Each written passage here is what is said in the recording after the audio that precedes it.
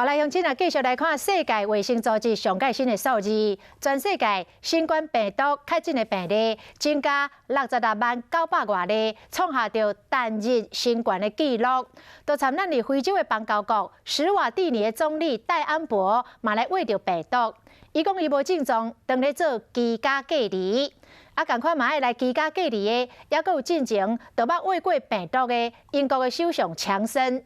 因为伊日前接触过一个确诊的议员，为着保险起见，强森宣布家己要居家隔离10天。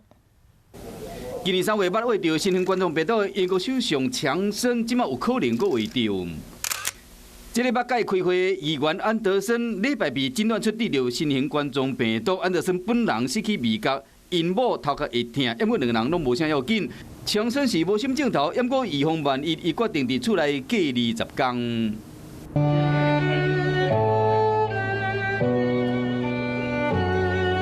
同款伫疫情风暴中的欧洲国家，像意大利就决定伫街路加派警察，注意民众敢有保持社交距离，避免讲病毒进一步的扩散。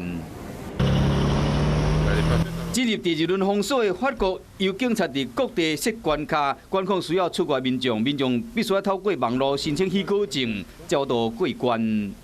Alors là, moi je la génère, mais là je l'ai pas générée. Vous vous en souviendrez du coup? Bah ouais. Ça fait un peu cher l'oubli quoi. Le confinement est tout aussi restrictif que le précédent, dans le sens où le principe est le même, tout déplacement est interdit. 不过，天主教的团体因为封锁无法进行宗教活动，行出来伫抗议。加在法国的检测阳性率已经降到16.9%，显示第二轮封锁有效果啊。总理讲有可能伫后个月开始重新开放非必需品的商店。疫情愈来愈严重的罗马尼亚，有收治病患的病院交病房煞导火，造成上少10个人死亡。当局还阁进一步了解导火原因。